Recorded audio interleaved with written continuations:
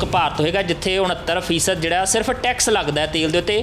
ਗੱਠਜੋੜ ਦੀ ਗੱਲ ਜਿਹੜੀ ਹੈ ਅਸੀਂ ਉਧਰ ਧਿਆਨ ਕਦੀ ਨਹੀਂ ਦਿੱਤਾ ਕਿ ਜਿੱਥੇ ਸਾਡੇ ਪੰਜਾਬ ਦੇ ਲੋਕਾਂ ਦੇ ਹਿੱਤਾਂ ਦੀ ਗੱਲ ਹੈ। ਜੇ 10-10 ਕਰਕੇ 20 ਰੁਪਏ ਘਟ ਜੇ ਤੇ ਫਿਰ ਦੱਸੋ ਲੋਕਾਂ ਦੇ ਉੱਤੇ ਕਿੰਨਾ ਸੁੱਖ ਦਾ ਸਾਹ ਆਏਗਾ। ਸੁਖਬੀਰ ਬਾਦਲ ਹੋਰੀ ਸਿਰਫ ਆਪਣੀ ਪਤਨੀ ਦੀ ਵਜ਼ੀਰੀ ਦਾ ਕਰਕੇ ਜਿਹੜਾ ਆ ਉਹ ਕੇਂਦਰ ਦੇ ਅੱਗੇ ਮੁੱਦੇ ਨਹੀਂ ਚੁੱਕਦੇ। ਪੰਜਾਬ ਦੀਆਂ ਪੰਚਾਇਤਾਂ ਨੂੰ ਚਿੱਠੀਆਂ ਨਿਕਲ ਗਈਆਂ ਸੀ ਵੀ ਪੂਰੀਆਂ ਪੰਚਾਇਤਾਂ ਦੀਆਂ ਜ਼ਮੀਨਾਂ ਰਿਲਾਇੰਸ ਨੂੰ ਦਿੱਤੀਆਂ ਜਾਣ। ਕੰਟਰੈਕਟ ਲਿਖ ਕੇ ਪੱਕਾ ਹੋ ਜਾਏਗਾ, ਸਬੂਤ ਛੱਡ ਕੇ ਨਾ ਜਾਵੇ, ਉਹਨੂੰ 150 ਗੁਣਾ ਉਹਦਾ ਰੁਝਾਨਾ ਦੇਣਾ ਪਊਗਾ। ਕੋਈ ਵੀ ਗੱਲ ਜਿਹੜੀ ਸਾਡੇ ਹੱਕ 'ਚ ਨਹੀਂ ਜਾਂਦੀ ਅਸੀਂ ਲਾਗੂ ਨਹੀਂ ਕਰਦੇ। ਬਿੱਲ ਲਾ ਦਿਓ, ਅਸੀਂ ਬਿਲਕੁਲ ਨਹੀਂ ਲਾਉਣ ਦਿਆਂਗੇ, ਭਾਵੇਂ ਭਾਰਤ ਸਰਕਾਰ ਦਾ ਫੈਸਲਾ ਹੋਵੇ ਤੇ ਭਾਵੇਂ ਪੰਜਾਬ ਸਰਕਾਰ ਕਰੇ। ਕਿਸੇ ਦੇ ਕੋਲ ਕੋਈ ਗ੍ਰਾਂਟ ਨਹੀਂ ਜਾਂਦੀ, ਉਹ ਪੈਸਾ ਜਾ ਕਿੱਥੇ ਰਿਹਾ। ਅਸੀਂ ਕੌਮ ਨੂੰ ਜਵਾਬਦੇਹ ਹਾਂ ਔਰ ਕੌਮ ਦੇ ਸਾਹਮਣੇ ਸੱਚ ਨਿਕਾਲ ਕੇ ਛੱਡਾਂਗੇ ਵੀ ਉੱਥੇ ਕੀ ਗਲਤੀ ਹੈ, ਕਿੱਥੇ ਹੋਈ ਹੈ, ਕਿਹਨੇ ਕੀਤੀ ਹੈ ਜਾਂ ਕੌਣ ਉਸ 'ਚ ਇਨਵੋਲਵ ਹੈ, ਕੋਈ ਦੱਬਿਆ ਨਹੀਂ ਜਾ ਸਕਦਾ। ਸ਼੍ਰੋਮਣੀ ਅਕਾਲੀ ਦਲ ਬਾਦਲ ਵੱਲੋਂ ਆਪਣੀ ਨਾ ਸਿਰਫ ਕੋਰ ਕਮੇਟੀ ਦਾ ਗਠਨ ਕੀਤਾ ਗਿਆ ਬਲਕਿ ਅਹੁਦੇਦਾਰੀਆਂ ਵੀ ਤਕਸੀਮ ਕਰ ਦਿੱਤੀਆਂ ਗਈਆਂ ਨੇ। ਇਹਨਾਂ ਅਹੁਦੇਦਾਰੀਆਂ ਦੇ ਵਿੱਚ ਇੱਕ ਅਹਿਮ ਅਹੁਦਾ ਹੈ ਇਸਤਰੀ ਵਿੰਗ ਦਾ ਔਰ ਇਸਤਰੀ ਵਿੰਗ ਦੇ ਇੱਕ ਵਾਰ ਫਿਰ ਪ੍ਰਧਾਨ ਬਣਾਇਆ ਗਿਆ ਹੈ ਬੀਬੀ ਜਗੀਰ ਕੌਰ ਹੋਰਾਂ ਨੂੰ। ਇਸ ਵੇਲੇ ਸਾਡੇ ਨਾਲ ਮੌਜੂਦ ਨੇ। ਬੀਬੀ ਜੀ, ਸਭ ਤੋਂ ਪਹਿਲਾਂ ਤੇ ਟੀਵੀ ਪੰਜਾਬ ਤੇ ਜੀ ਆਇਆਂ ਔਰ ਇੱਕ ਵਾਰ ਫਿਰ ਪ੍ਰਧਾਨਗੀ ਮਿਲਣ ਤੇ ਮੁਬਾਰਕਬਾਦ ਵੀ। ਸਾਰੇ ਸਰੋਤਿਆਂ ਨੂੰ ਸਤਿ ਸ਼੍ਰੀ ਅਕਾਲ ਜੀ, ਬਹੁਤ ਬਹੁਤ ਧੰਨਵਾਦ। ਬੀਬੀ ਜੀ, ਜਿੱਦਾਂ ਦੀਆਂ ਪ੍ਰਸਥਿਤੀਆਂ ਇਸ ਵੇਲੇ ਚੱਲਦੀਆਂ ਪਈਆਂ ਨੇ, ਕਿਉਂਕਿ ਕੁੱਲ ਮਿਲਾ ਕੇ ਦੇਖ ਲਿਆ ਜਾਵੇ ਕਿ ਕਰੋਨਾ ਦੇ ਦੌਰ ਤੋਂ ਬਾਅਦ 2022 ਦੇ ਲਈ ਸਾਰੀਆਂ ਹੀ ਪਾਰਟੀਆਂ ਨੇ ਤਿਆਰੀਆਂ ਵਿੱਢ ਦਿੱਤੀਆਂ ਨੇ, ਚਾਹੇ ਸੱਤਾ 'ਚ ਬੈਠੀ ਹੋਈ ਧਿਰ ਹੈ, ਚਾਹੇ ਸੱਤਾ ਤੋਂ ਬਾਹਰ ਬੈਠੀਆਂ ਧਿਰਾਂ ਨੇ।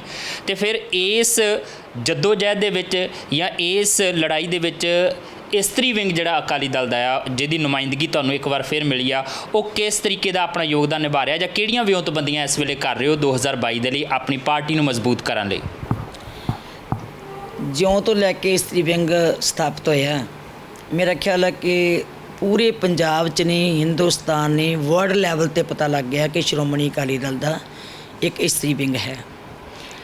ਔਰ ਜਿੰਨੇ ਸੰਘਰਸ਼ ਸ਼੍ਰੋਮਣੀ ਅਕਾਲੀ ਦਲ ਨੇ ਕੀਤੇ ਆ ਤੇ ਬਰਾਬਰ ਸਾਡੀਆਂ ਭੈਣਾਂ ਨੇ, ਸਾਡੇ ਇਸਤਰੀ ਵਿੰਗ ਦੀਆਂ ਬੀਬੀਆਂ ਨੇ ਉਹਦੇ ਵਿੱਚ ਪੂਰਾ ਯੋਗਦਾਨ ਪਾਇਆ। ਕੋਈ ਚੋਣ ਆਈ ਹੈ ਉਹਦੇ ਵਿੱਚ, ਕੋਈ ਜਲਸੇ ਆਏ ਹੈ, ਮੁਜ਼ਾਹਰੇ ਆਏ ਹੈ, ਰੈਲੀਆਂ ਆਈਆਂ, ਵੱਡੀ ਗਿਣਤੀ ਵਿੱਚ ਸ਼ਾਮਲ ਹੋ ਕੇ ਤੇ ਉਹਦੇ ਵਿੱਚ ਉਹਨਾਂ ਨੇ ਹਾਜ਼ਰੀ ਭਰੀ ਹੈ। ਸੋ ਅੱਜ ਅਸੀਂ ਇਹ ਮਹਿਸੂਸ ਕੀਤਾ ਕਿ ਜਿੱਥੇ ਸੰਘਰਸ਼ ਕਰਨੇ ਹੈ, ਧਰਨੇ ਹੈ, ਮੁਜ਼ਾਹਰੇ ਹੈ, ਪਹਿਲਾਂ ਮੈਂ ਚੀਫ ਐਡਵਾਈਜ਼ਰੀ ਕਮੇਟੀ ਬਣਾਈ ਹੈ। ਉਹਦੇ ਵਿੱਚ ਅਸੀਂ 21 ਮੈਂਬਰ ਬਣਾਈਆਂ, ਹਰ ਫੀਲਡ ਨਾਲ ਉਹ ਸੰਬੰਧਿਤ ਹੈ। ਵਪਾਰ ਨਾਲ ਵੀ ਹੈਗੀਆਂ, ਉਹ 'ਚ ਡਾਕਟਰ ਵੀ ਹੈ, ਉਹ 'ਚ ਵਕੀਲ ਵੀ ਹੈ, ਉਹ 'ਚ ਪ੍ਰੋਫੈਸਰ ਵੀ ਹੈ, ਉੱਥੇ ਐਜੂਕੇਸ਼ਨ ਤੋਂ ਰਿਟਾਇਰਡ DPI DOs ਵੀ ਹੈ, ਉੱਥੇ ਨਾਲ ਜਰਨਲਿਸਟ ਵੀ ਵਿੱਚ ਮੈਂ ਪਾਈ ਹੈ।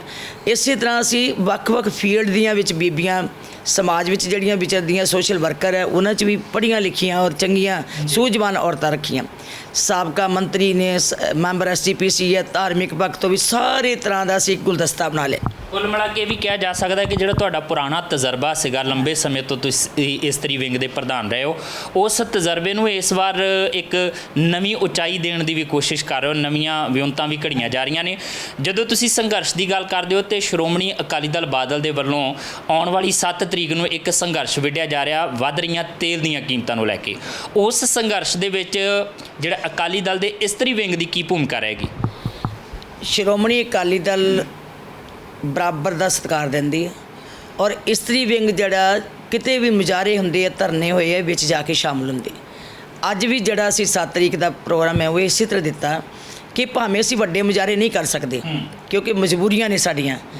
ਕਰੋਨਾ ਦਾ ਜਿਹੜਾ ਕਹਿਰ ਆਇਆ ਹੋਇਆ ਉਹਦੇ ਕਰਕੇ ਵੱਡੇ ਇਕੱਠ ਨਹੀਂ ਹੋ ਸਕਦੇ, ਵੱਡੇ ਜਲਸੇ ਨਹੀਂ ਹੋ ਸਕਦੇ। ਇਸੇ ਕਰਕੇ ਵਾਰਡਾਂ ਵਿੱਚ ਤੇ ਪਿੰਡਾਂ ਵਿੱਚ ਕਿ ਛੋਟੇ ਇਕੱਠ ਕਰਕੇ ਲੋਕਾਂ ਦੀ ਆਵਾਜ਼ ਜਿਹੜੀ ਹੈ, ਲੋਕਾਂ ਦੀਆਂ ਤਕਲੀਫਾਂ, ਲੋਕਾਂ ਦੀਆਂ ਮੁਸ਼ਕਲਾਂ, ਭਾਵੇਂ ਡੀਜ਼ਲ ਦੇ ਭਾਅ ਦੀ ਗੱਲ ਹੈ, ਪੈਟਰੋਲ ਦੇ ਭਾਅ ਦੀ ਗੱਲ ਹੈ, ਭਾਵੇਂ ਕੱਟੇ ਹੋਏ ਰਾਸ਼ਨ ਕਾਰਡਾਂ ਦੀ ਗੱਲ ਹੈ, ਭਾਵੇਂ SC BC ਦੇ ਵਜ਼ੀਫੇ 4-4 ਸਾਲ ਤੋਂ ਨਹੀਂ ਮਿਲੇ ਉਹਦੀ ਗੱਲ ਹੈ, ਭਾਵੇਂ ਹੋ ਰਹੇ ਸ਼ਰਾਬ ਦੇ ਘਪਲਿਆਂ ਦੀ ਗੱਲ ਹੈ, ਐਕਸਾਈਜ਼ ਨੂੰ 5600 ਕਰੋੜ ਦਾ ਚੂਨਾ ਲੱਗਾ, ਭਾਵੇਂ ਉਹ ਸੈਂਡ ਮਾਫੀਏ ਦੀ ਗੱਲ ਹੈ, ਭਾਵੇਂ ਉਹ ਬੀਜਾਂ ਦੀ ਸੀਡ ਜਿਹੜੇ ਜਾਲੀ ਵਿਕੇ ਹੈ ਉਹਦੀ ਗੱਲ ਹੈ। ਸਾਰੇ ਘੁਟਾਲੇ ਜਿਹੜੇ ਹੈ ਉਹ ਵਿੱਚ ਜਿੱਥੇ ਲਏ ਜਾਣੇ ਹੈ, ਉੱਥੇ ਨਾਲ ਇਹ ਸਾਰਾ ਜੇ ਅਸੀਂ ਐਨਾਲਿਸਿਸ ਕਰੀਏ ਤੇ ਸਾਰਾ ਬੋਝ ਜੇ ਘਰ 'ਤੇ ਮਹਿੰਗਾਈ ਦਾ ਪੈਂਦਾ ਜਾਂ ਇਹਨਾਂ ਸਾਰੀਆਂ ਮੁਸ਼ਕਲਾਂ ਦਾ ਪੈਂਦਾ ਤੇ ਉਹਦੇ ਵਿੱਚ ਔਰਤ ਜਿਹੜੀ ਹੈ ਉਹ ਜ਼ਿਆਦਾ ਨੱਪੀ ਜਾਂਦੀ। ਜ਼ਿਆਦਾ ਪੀੜੀ ਜਾਂਦੀ ਹੈ। ਇਹ ਪੈਟਰੋਲ ਤੇ ਡੀਜ਼ਲ ਦਾ ਮੁੱਦਾ ਬਹੁਤ ਵੱਡਾ ਮੁੱਦਾ ਆ, ਕਿਉਂਕਿ ਪਹਿਲਾਂ ਹੀ ਕਰੋਨਾ ਦਾ ਕਰਕੇ ਜਿਹੜਾ ਲੋਕਾਂ ਦੀ ਆਰਥਿਕ ਤੌਰ ਤੇ ਸਥਿਤੀ ਬੜੀ ਮਾੜੀ ਹੋ ਚੁੱਕੀ ਆ। ਕਈਆਂ ਦੇ ਰੁਜ਼ਗਾਰ ਖੁੱਸ ਗਏ ਆ, ਕਈਆਂ ਨੂੰ ਮਹਿੰਗੇ ਭਾਅ ਤੇ ਚੀਜ਼ਾਂ, ਕਿਸਾਨਾਂ ਦੀ ਗੱਲ ਕਰ ਲਈਏ ਮਜ਼ਦੂਰ ਬੜੇ ਮਹਿੰਗੇ ਮਿਲ ਰਹੇ ਆ ਕਿਉਂਕਿ ਪਲਾਇਨ ਕਰ ਗਿਆ ਮਜ਼ਦੂਰ, ਤੇ ਡੀਜ਼ਲ ਵੀ ਜੇ ਮਹਿੰਗਾ ਹੋ ਗਿਆ ਤਾਂ ਉਹਨਾਂ ਲਈ ਤਾਂ ਦੋਹਰੀ ਮਾਰ ਵਾਲੀ ਗੱਲ ਹੋਏਗੀ।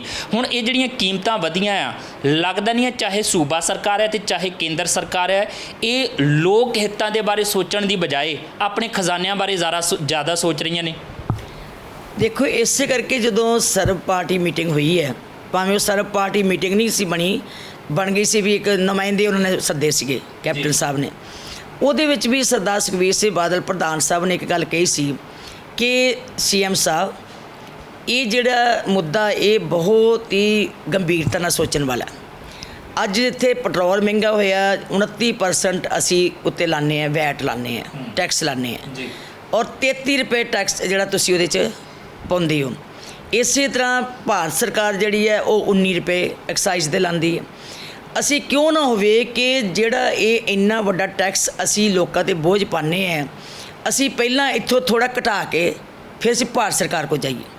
ਜੇ ਅਸੀਂ ਪੰਜਾਬ ਸਰਕਾਰ ਪਹਿਲਾਂ ਘਟਾਵਾਂਗੇ ਤਾਂ ਹੀ ਅਸੀਂ ਕਿਸੇ ਕੋਲ ਜਾ ਕੇ ਮੰਗ ਕਰ ਸਕਦੇ ਹਾਂ ਕਿ ਭਈ ਅਸੀਂ ਦੇਖੋ ਜੀ ਮਹਿਸੂਸ ਕੀਤਾ ਕਿ ਲੋਕ ਅੱਜ ਬਹੁਤ ਮੁਸ਼ਕਲ 'ਚ ਹੈ, ਲੋਕਾਂ ਦੀ ਰੋਟੀ ਖਾਣੀ ਇਸ ਵੇਲੇ ਮੁਹਾਲ ਹੋਈ ਪਈ ਹੈ, ਲੋਕਾਂ 'ਤੇ ਬੋਝ ਬੜਾ ਵੱਡਾ ਪੈ ਗਿਆ, ਕਰੋਨਾ ਕਰਕੇ ਰੁਜ਼ਗਾਰ ਖਤਮ ਹੋ ਗਏ ਹੈ, ਆਮ ਆਦਮੀ ਦਾ ਜੀਵਨ ਬੜਾ ਤਹਿਸ ਨਹਿਸ ਹੋ ਗਿਆ, ਫੀਸਾਂ ਨਹੀਂ ਬੱਚਿਆਂ ਦੀਆਂ ਦੇ ਸਕਦੇ, ਘਰ ਦੇ ਲੋੜਾਂ ਨਹੀਂ ਪੂਰੀਆਂ ਕੀਤੀਆਂ ਜਾ, ਈਵਨ ਜੇ ਕਿਤੇ ਸੇਵਾ ਸੁਸਾਇਟੀਆਂ, ਸੇਵਾ ਕਰਨ ਵਾਲੀਆਂ ਸੰਸਥਾਵਾਂ, ਸ਼੍ਰੋਮਣੀ ਗੁਰਦੁਆਰਾ ਪ੍ਰਬੰਧਕ ਕਮੇਟੀ, ਗੁਰਦੁਆਰਿਆਂ ਦੀਆਂ ਕਮੇਟੀਆਂ, ਮੰਦਰਾਂ ਦੀਆਂ ਕਮੇਟੀਆਂ ਜਾਂ ਦਾਨੀ ਲੋਕ ਅੱਜ ਕਿਤੇ ਗਰੀਬਾਂ ਦੀ ਬਾਂਹ ਨਾ ਫੜਦੇ, ਸ਼ਾਇਦ ਇਸ ਕਰੋਨਾ ਦੀ ਸਮੇਂ ਦੇ ਅੰਦਰ ਬਹੁਤ ਵੱਡੀ ਭੁੱਖਮਰੀ ਪੈ ਜਾਂਦੀ। ਬਿਲਕੁਲ, ਸਰਕਾਰਾਂ ਤਾਂ ਵੈਸੇ ਵੀ ਜਿਹੜੀਆਂ ਨੰਗੀਆਂ ਹੋ ਗਈਆਂ ਇਸ ਦੌਰ ਦੇ ਅੰਦਰ ਕਿ ਉਹਨਾਂ ਨੇ ਕੁਝ ਨਹੀਂ ਕੀਤਾ। ਇੱਕ ਚੀਜ਼ ਜ਼ਰੂਰ ਹੈ, ਜਿਵੇਂ ਤੁਸੀਂ ਪੈਟਰੋਲ ਡੀਜ਼ਲ ਦੇ ਉੱਤੇ ਵੈਟ ਤੇ ਐਕਸਾਈਜ਼ ਦੀ ਗੱਲ ਕੀਤੀ ਆ, ਹਾਲਾਂਕਿ 69% ਮੇਰਾ ਖਿਆਲ ਹੈ ਕਿ ਇਕਲੌਤਾ ਮੁਲਕ ਭਾਰਤ ਹੋਏਗਾ ਜਿੱਥੇ 69% ਜਿਹੜਾ ਸਿਰਫ ਟੈਕਸ ਲੱਗਦਾ ਹੈ ਤੇਲ ਦੇ ਉੱਤੇ। ਇੰਨੀ ਕੀਮਤ ਨਹੀਂ ਹੈ ਜਿੰਨਾ ਅਸੀਂ ਟੈਕਸ ਜਿਹੜਾ ਇਹਦੇ ਉੱਤੇ ਦਿੰਦੇ ਹਾਂ ਸਰਕਾਰਾਂ ਨੂੰ। ਪਤਾ ਲੱਗਾ ਕਿ ਕੈਪਟਨ ਸਰਕਾਰ ਨੇ ਇਸ ਗੱਲ ਦੀ ਵਿਉਂਤਬੰਦੀ ਘੜੀ ਹੈ ਕਿ 1% ਜਿਹੜਾ ਟੈਕਸ ਆ ਜਿਹੜੀ ਸੂਬਾ ਸਰਕਾਰ ਵੱਲੋਂ ਲਾਇਆ ਜਾਂਦਾ ਉਹ ਸ਼ਾਇਦ ਘਟਾਇਆ ਜਾਏਗਾ, ਅਤੇ ਲੱਗਦਾ ਕਿ ਫਿਰ ਉਸ ਤੋਂ ਬਾਅਦ ਜਿਹੜਾ ਤੁਹਾਡਾ ਤੇਲ ਦੀਆਂ ਕੀਮਤਾਂ ਵਿਰੁੱਧ ਪ੍ਰਦਰਸ਼ਨ ਹੋਏਗਾ ਉਹ ਸਿਰਫ ਕੇਂਦਰ ਤੱਕ ਸੀਮਤ ਹੋ ਕੇ ਰਹਿ ਜਾਏਗਾ ਅਤੇ ਉੱਥੇ ਤੁਹਾਡੇ ਗੱਠਜੋੜ ਦੇ ਵਿੱਚ ਵੀ ਕਿਤੇ ਨਾ ਕਿਤੇ ਦਿੱਕਤ ਆ ਸਕਦੀ ਹੈ। ਦੇਖੋ, ਗੱਠਜੋੜ ਦੀ ਗੱਲ ਜਿਹੜੀ ਹੈ ਅਸੀਂ ਉਧਰ ਧਿਆਨ ਕਦੀ ਨਹੀਂ ਦਿੱਤਾ ਕਿ ਜਿੱਥੇ ਸਾਡੇ ਪੰਜਾਬ ਦੇ ਲੋਕਾਂ ਦੇ ਹਿੱਤਾਂ ਦੀ ਗੱਲ ਹੈ ਜੀ। ਪਹਿਲਾਂ ਸਾਨੂੰ ਪੰਜਾਬ ਦੇ ਲੋਕਾਂ ਦੇ ਹਿੱਤਾਂ ਦੀ ਗੱਲ ਹੈ, ਗਰੀਬਾਂ ਦੇ ਹਿੱਤਾਂ ਦੀ ਗੱਲ ਹੈ, ਕਿਸਾਨ ਦੇ ਹਿੱਤਾਂ ਦੀ, ਵਪਾਰੀਆਂ ਦੀ, ਮੁਲਾਜ਼ਮਾਂ ਦੀ, ਪਹਿਲਾਂ ਅਸੀਂ ਉਹ ਦੇਖਣਾ ਕਿ ਸਾਡੇ ਪੰਜਾਬ ਦੇ ਲੋਕ ਸੁਖੀ ਹੈ, ਸਾਡੇ ਪੰਜਾਬ ਦੇ ਲੋਕਾਂ ਦੇ ਹਿੱਤ ਕਿਤੇ ਨੁਕਸਾਨ ਤਾਂ ਨਹੀਂ ਹੋ ਰਿਹਾ। ਅਸੀਂ ਪਹਿਲਾਂ ਪੰਜਾਬ ਦੇਖਣਾ। ਉਹ ਜਿਹੜੀ ਗੱਠਜੋੜ ਦੀ ਗੱਲ ਹੈ, ਉਹ ਜੇ ਚੋਣਾਂ ਲੜਦੇ ਹਾਂ ਅਸੀਂ ਕਿਸੇ ਪਾਰਟੀ ਨਾਲ ਸਾਡਾ ਅਲਾਇੰਸ ਹੈ ਜੀ, ਪਰ ਇਹ ਕਦੀ ਬਰਦਾਸ਼ਤ ਨਹੀਂ ਅਸੀਂ ਕਰਾਂਗੇ ਕਿ ਜੇ ਸਾਡੀ ਲੋਕਾਂ ਨੂੰ ਮਾਰ ਪੈਂਦੀ ਹੋਵੇ ਤੇ ਪੰਜਾਬ ਦੀ ਸਰਕਾਰ ਵੀ ਸਾਡੀ ਨਾ ਸੁਣੇ, ਭਾਰਤ ਸਰਕਾਰ ਵੀ ਨਾ ਸੁਣੇ, ਤੇ ਅਸੀਂ ਆਪਣੀ ਆਵਾਜ਼ ਕਦੀ ਬੰਦ ਨਹੀਂ ਕਰ ਸਕਦੇ ਕਿਉਂਕਿ ਅਸੀਂ ਸੰਘਰਸ਼ ਕਰਨਾ ਹੀ ਕਰਨਾ। ਅਸੀਂ ਤੇ ਬਾਦਲ ਸਾਹਿਬ ਨੇ ਤਾਂ ਪਹਿਲਾਂ ਹੀ ਉਹਨਾਂ ਨੂੰ ਕਿਹਾ CM ਸਾਹਿਬ ਨੂੰ ਕਿ ਤੁਸੀਂ 10 ਰੁਪਏ ਘਟਾ ਦਿਓ, CM ਸਾਹਿਬ ਇੱਥੇ ਟੋਟਲ 10 ਰੁਪਏ ਘਟਾ ਦਿਓ। ਉਹ ਘਟਾ ਕੇ ਤੇ ਆਪਾਂ ਤੁਸੀਂ ਵੀ ਨਾਲ ਚੱਲੋ, ਅਸੀਂ ਇਕੱਠੇ ਹੋ ਕੇ ਚੱਲੀਏ, ਅਸੀਂ ਪ੍ਰੈਸ਼ਰ ਬਣਾਈਏ ਕਿ 10 ਹੁਣ ਤੁਸੀਂ ਘਟਾਓ। ਜੇ 10 ਕਰਕੇ 20 ਰੁਪਏ ਘਟ ਜੇ ਤੇ ਫਿਰ ਦੱਸੋ ਲੋਕਾਂ ਦੇ ਉੱਤੇ ਕਿੰਨਾ ਸੁੱਖ ਦਾ ਸਾਹ ਆਏਗਾ। ਸੋ ਇਹ ਚੀਜ਼ਾਂ ਤੇ ਅਸੀਂ ਚਾਹੁੰਦੇ ਹਾਂ ਵੀ ਕੈਪਟਨ ਸਾਹਿਬ ਅੱਗੇ ਲੱਗ ਜਾਣ, ਪੰਜਾਬ ਸਰਕਾਰ ਅੱਗੇ ਲੱਗ ਜੇ, ਸਾਨੂੰ ਬੋਲਣ ਜੋਗੀ ਗੱਲ ਮਿਲ ਜੇ ਕਿ ਅਸੀਂ ਮਹਿਸੂਸ ਕੀਤਾ ਕਿ ਪੰਜਾਬ ਦੇ ਲੋਕ ਇਸ ਵੇਲੇ ਪੀੜੇ ਜਾ ਰਹੇ ਆ। ਇਸ ਕਰਕੇ ਭਾਰਤ ਸਰਕਾਰ ਵੱਲੋਂ ਜਿਹੜਾ ਟੈਕਸ ਲਗਾਇਆ ਗਿਆ ਉਹਦੇ ਵਿੱਚ ਭਾਵੇਂ 1%, ਭਾਵੇਂ 0.5%, 2%, ਘੱਟੋ ਘੱਟ 10 ਰੁਪਏ 1 ਲੀਟਰ ਪਿੱਛੇ ਫਰਕ ਪੈਂਦਾ ਹੋਵੇ ਉਹ ਜ਼ਰੂਰ ਘਟਾਇਆ ਜਾਵੇ।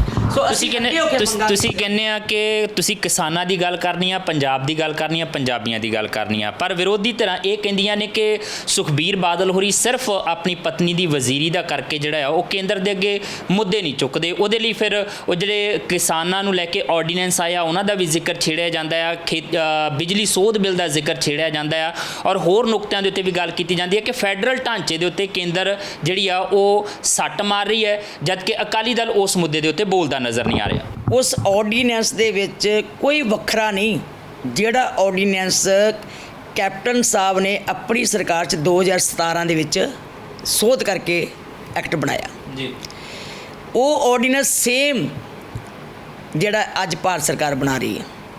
ਜੇ 2017 'ਚ ਪੰਜਾਬ ਦੀ ਸਰਕਾਰ ਕਾਂਗਰਸ ਸਰਕਾਰ ਬਣਾ ਕੇ ਲੋਕਾਂ ਸਾਹਮਣੇ ਪੇਸ਼ ਕਰ ਦਿੰਦੀ ਹੈ ਤੇ ਉਦੋਂ ਕਿਸਾਨਾਂ ਨੂੰ ਪਤਾ ਹੀ ਨਹੀਂ ਲੱਗਣ ਦਿੱਤਾ, ਉਦੋਂ ਬੋਲਿਆ ਨਹੀਂ ਕੋਈ, ਉਦੋਂ ਆਮ ਆਦਮੀ ਪਾਰਟੀ ਨਹੀਂ ਬੋਲੀ, ਦੂਜੀਆਂ ਪਾਰਟੀਆਂ ਨਹੀਂ ਬੋਲੀਆਂ।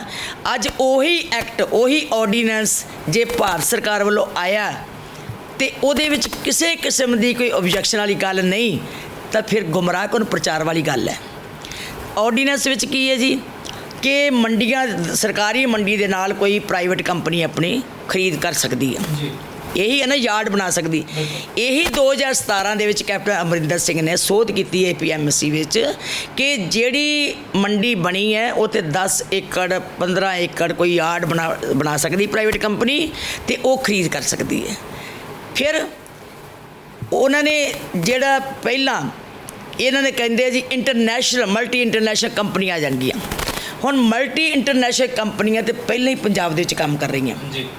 ਪੈਪਸੀ ਵਾਲੀ ਕੰਪਨੀ ਕਿਹਨਾਂ ਆਉਂਦੀ ਸੀ? ਕੈਪਟਨ ਅਮਰਿੰਦਰ ਸਿੰਘ ਨੇ ਛੱਡ ਕੇ ਵਿੱਚੇ ਚਲ ਗਈ ਸੀ ਜਦੋਂ ਲੋਕਾਂ ਦੇ ਟਮਾਟਰ ਬੀਜੇ ਖਰਾਬ ਹੋ ਗਿਆ। ਦੂਜਾ ਰਿਲਾਇੰਸ ਨੂੰ ਪੂਰੇ ਪੰਜਾਬ ਦੀਆਂ ਪੰਚਾਇਤਾਂ ਨੂੰ ਚਿੱਠੀਆਂ ਨਿਕਲ ਗਈਆਂ ਸੀ ਵੀ ਪੂਰੀਆਂ ਪੰਚਾਇਤਾਂ ਦੀਆਂ ਜ਼ਮੀਨਾਂ ਰਿਲਾਇੰਸ ਨੂੰ ਦਿੱਤੀਆਂ ਜਾਣ।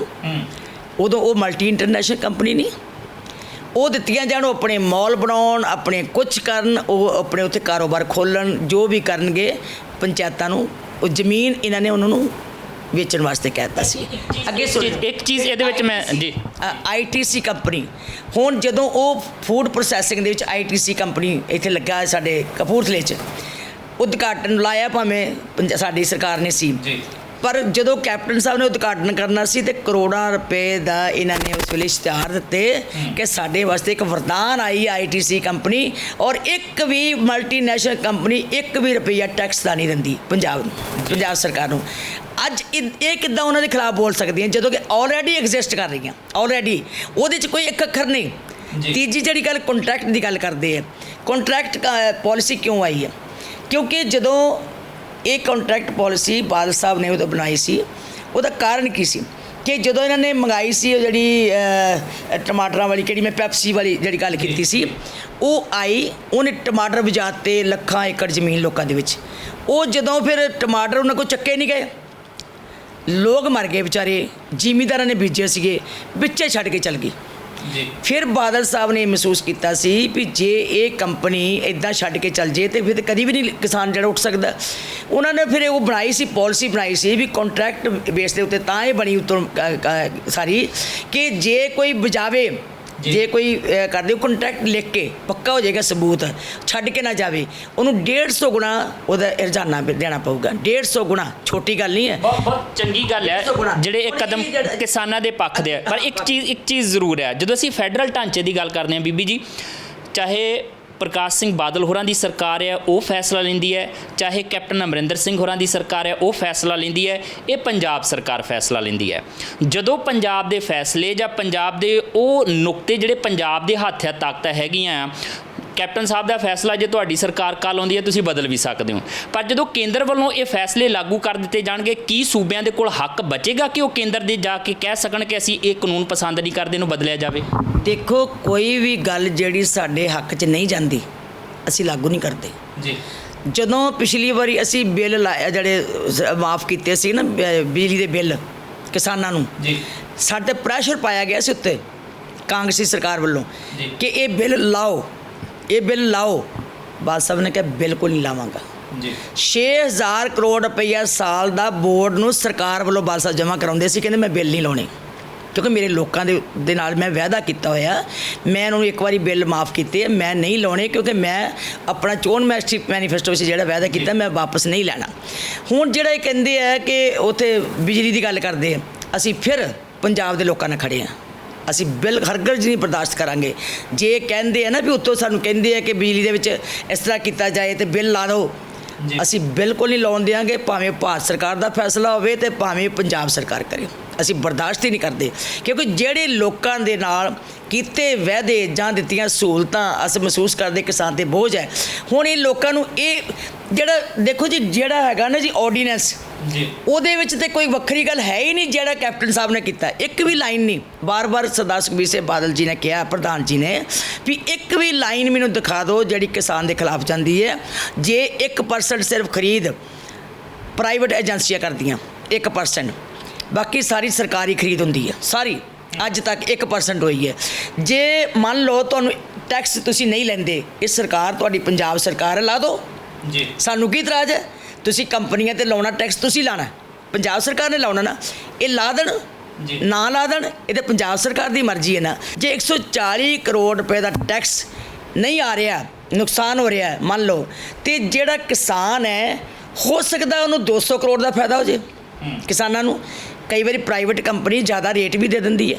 ਫਿਰ ਇਹ ਜੇ ਹਿੱਤੂ ਹੁੰਦੇ, ਮੈਂ ਤੁਹਾਨੂੰ ਇੱਕ ਗੱਲ ਦੱਸਦੀ ਹਾਂ, 15,000 ਕਰੋੜ ਰੁਪਈਆ ਗਵਰਨਮੈਂਟ ਆਫ ਇੰਡੀਆ ਨੇ ਇਹ ਰੱਖਿਆ ਕਿ ਜਿਹੜੇ ਜਿਸ ਤਰ੍ਹਾਂ ਖਰਬੂਜੇ ਹੋਏ, ਸਬਜ਼ੀਆਂ ਹੋਈਆਂ, ਦੂਜੇ ਫਲ ਹੋਏ, ਉਹਦੇ ਵਿੱਚ ਜੇ ਕੋਈ ਰੇਟ ਘੱਟ ਮਿਲਦਾ ਇਹਦੇ ਨਾਲੋਂ ਜੀ, ਉਹਦੇ ਜਿਹੜਾ ਗੈਪ ਹੈ ਉਹ ਗਵਰਨਮੈਂਟ ਆਫ ਇੰਡੀਆ ਪੂਰਾ ਕਰੇਗੀ।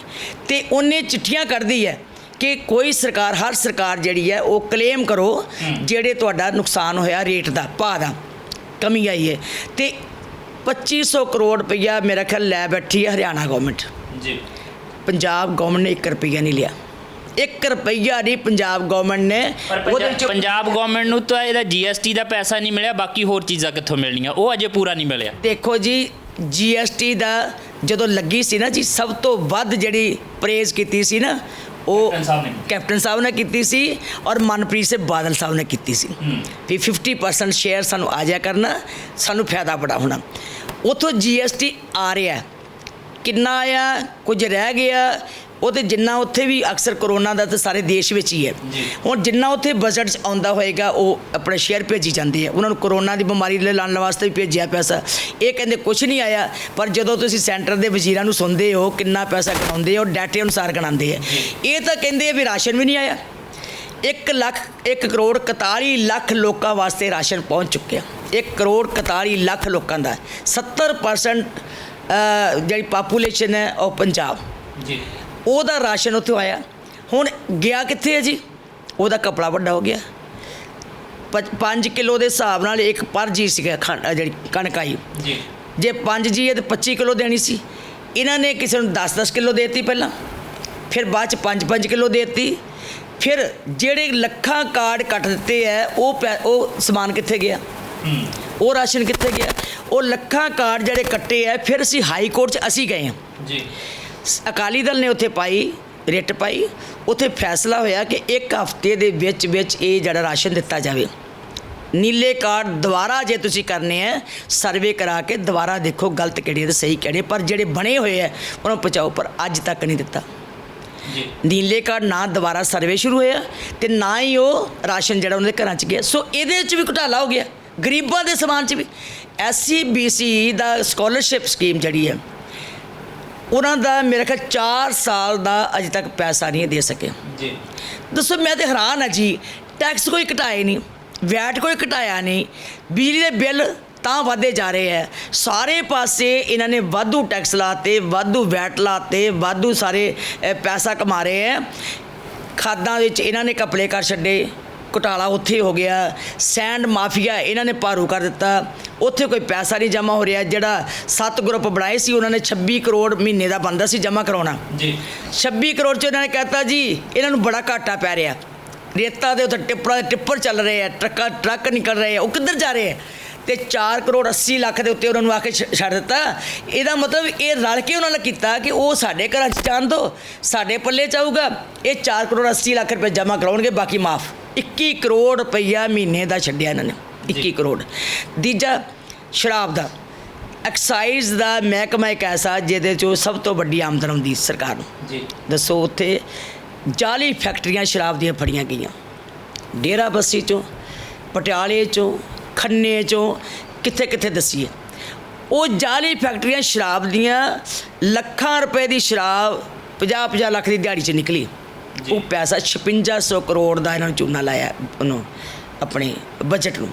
ਹੁਣ ਉਹ ਜਿਹੜਾ 5600 ਕਰੋੜ ਦਾ ਜੋ ਚੂਨਾ ਲੱਗਾ ਤੇ ਇਹਨਾਂ ਨੇ ਚੀਫ ਸੈਕਟਰੀ ਸਾਹਮਣੇ ਸਾਰੇ ਦੀ ਗੱਲ ਹੋਈ ਸਰਕਾਰ ਦੇ ਵਿੱਚ ਬੈਠ ਕੇ। ਚੀਫ ਸੈਕਟਰੀ ਨੇ ਕਿਹਾ ਤੁਹਾਨੂੰ ਨਹੀਂ ਪਤਾ ਕਿੱਥੇ ਜਾਂਦਾ ਹੈ? ਜਦੋਂ ਇਹ ਕਹਿੰਦੇ ਕਿ ਪਾਲਿਸੀ ਦਾ ਕੀ ਬਣਿਆ, ਤੂੰ ਪਾਲਿਸੀ ਨਹੀਂ ਚੱਜ ਨਾਲ ਲਾਗੂ ਕੀਤੀ। ਉਹਨੇ ਕਿਹਾ ਮੈਂ ਤਾਂ 4 ਮਹੀਨੇ ਹੋਇਆ ਜੇ ਐਕਸਾਈਜ਼ ਦਾ ਮਹਿਕਮਾ ਲਿਆ ਜੀ, ਠੀਕ ਹੈ, ਤੇ ਇਹ ਪਾਲਿਸੀ ਤੁਸੀਂ ਬਣਾਈ ਕੈਬਨਿਟ ਨੇ। ਜੇ ਤੁਸੀਂ ਬਣਾਈ ਹੈ, ਮੈਂ 4 ਮਹੀਨੇ ਲਈ ਹੈ, ਤੇ ਤੁਹਾਨੂੰ ਮੰਤਰੀ ਸਾਰਾ ਪਤਾ ਕਿ ਪੈਸਾ ਕਿੱਥੇ ਜਾਂਦਾ ਹੈ। ਜੀ ਫਿਰ ਲੜਾਈ ਪੈ ਗਈ, ਫਿਰ ਸੁਲ੍ਹਾ ਕਰਾਤੀ, ਫਿਰ ਕਹਿੰਦੇ ਜੀ ਜਾਂ ਉਹਨਾਂ ਨੇ ਮਾਫੀ ਮੰਗ ਲਈ ਜਾਂ ਉਹਨਾਂ ਨੇ ਮਾਫੀ ਮੰਗ ਲਈ, ਕੁਝ ਤੇ ਹੋਇਆ ਹੀ ਹੋਊਗਾ। ਫਿਰ ਉਹਨਾਂ ਨੇ ਹੁਣ ਦੇਖੋ ਡਿਪਲੋਮੈਟਿਕ ਢੰਗ ਦੇ ਨਾਲ ਚੀਫ ਸੈਕਟਰੀ ਨੂੰ ਪਾਸੇ ਕੀਤਾ ਵੀ ਇਹਨਾਂ ਦੇ ਕਿਤੇ ਪੋਲ ਨਾ ਖੁੱਲ ਜਾਣ। ਹੁਣ ਇਹੀ ਗੱਲ ਕੀਤੀ ਹੋਣੀ ਨਾ ਵੀ ਚਲੋ ਇੱਕ ਦੂਜੇ ਦਾ ਨਾਂ ਦੱਸੋ, ਤੂੰ ਮੇਰੀ ਨਾ ਦੱਸੀ ਤੇ ਮੈਂ ਤੇਰੀ ਨਾ ਦੱਸੋ, ਇਹੀ ਗੱਲ ਹੋਏਗੀ।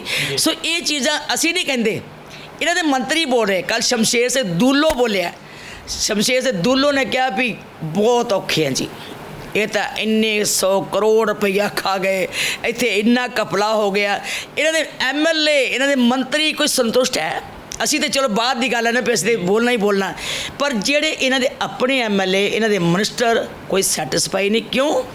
ਕਿਉਂਕਿ ਨਾ ਇਹਨਾਂ ਦੇ ਕੋਈ ਲਗਾਮ ਹੱਥ 'ਚ, ਅਫਸਰ ਆਪਣੀਆਂ ਮਨਮਾਨੀਆਂ ਕਰੀ ਜਾਂਦੇ ਹੈ, ਐਡਮਿਨਿਸਟ੍ਰੇਸ਼ਨ ਇਹਦੇ ਕੰਟਰੋਲ 'ਚ ਨਹੀਂ ਰਹੀ, ਮਿਨਿਸਟਰ ਆਪਣੀਆਂ ਝੋਲੀਆਂ ਭਰੀ ਜਾਂਦੇ ਹੈ, ਪੈਸਾ ਕੋਈ ਉੱਥੇ ਕਿਸੇ ਸੜਕ ਲਈ ਨਹੀਂ ਆ ਰਿਹਾ। ਬੁਰਾ ਹਾਲ ਹੋਇਆ ਪਿਆ। ਜਿਹੜੀਆਂ ਸੜਕਾਂ ਸੀ 13 14 'ਚ, 2013 2014 2015 2016 'ਚ ਲਿਸ਼ਕਾਈਆਂ ਸੀ, ਬਣਾਈਆਂ ਸੀ, ਅੱਜ ਸਾਰੀਆਂ ਟੁੱਟ ਕੇ ਤਬਾਹ ਹੋ ਗਈਆਂ। ਅਕਸਰ 4-5 ਸਾਲਾਂ ਬਾਅਦ ਰਿਪੇਅਰ ਹੁੰਦੀ ਹੈ, ਕੋਈ ਪੈਚ ਵਰਕ ਹੁੰਦਾ ਹੈ, ਕੋਈ ਕੁਛ ਨਾ ਕੁਛ ਦੁਬਾਰਾ ਰਿਪੇਅਰ ਕਰਕੇ ਬਣਾਈ ਜਾਂਦੀ ਹੈ, ਸਟਰੈਂਥਨਿੰਗ ਕੀਤੀ ਜਾਂਦੀ ਹੈ। ਕੋਈ ਗਲੀਆਂ ਨਾਲੀਆਂ ਪਿੰਡਾਂ ਦੀ ਦੱਸ ਦਿਓ, ਕੋਈ ਸਰਪੰਚ ਉੱਦਾਂ ਰੋਈ ਜਾਂਦੇ ਆ ਜੀ, ਕਿਸੇ ਦੇ ਕੋਲ ਕੋਈ ਗ੍ਰਾਂਟ ਨਹੀਂ ਜਾਂਦੀ, ਉਹ ਪੈਸਾ ਜਾ ਕਿੱਥੇ ਰਿਹਾ? ਅੱਛਾ, ਇੱਕ ਚੀਜ਼ ਹੋ ਰਿਹਾ ਬੀਬੀ ਜੀ, ਅਕਾਲੀ ਦਲ ਬਾਦਲ ਦੀ ਜਦੋਂ ਅਸੀਂ ਸਿਆਸਤ ਦੀ ਗੱਲ ਕਰਦੇ ਹਾਂ, ਦੋ ਪ੍ਰਮੁੱਖ ਤੌਰ ਤੇ ਇਹਦੇ ਆਧਾਰ ਨੇ। ਇੱਕ ਤਾਂ ਖੇਤਰੀ ਪਾਰਟੀ ਹੈ, ਪੰਜਾਬ ਦੀ ਗੱਲ ਕਰਦੀ ਹੈ, ਪੰਜਾਬੀ ਦੀ ਗੱਲ ਕਰਦੀ ਹੈ, ਔਰ ਇਹ ਦਾਅਵਾ ਕੀਤਾ ਜਾਂਦਾ ਕਿ ਪੰਜਾਬ ਦੇ ਹਿੱਤਾਂ ਲਈ, ਸੰਘੀ ਢਾਂਚੇ ਲਈ, ਤੁਸੀਂ ਵੀ ਜ਼ਿਕਰ ਛੇੜਿਆ ਕਿ ਸੰਘੀ ਢਾਂਚੇ ਲਈ ਹਮੇਸ਼ਾ ਲੜਦੀ ਹੈ, ਉੱਥੇ ਫਿਰ ਗੱਠਜੋੜ ਵੀ ਨਹੀਂ ਦੇਖਦੀ।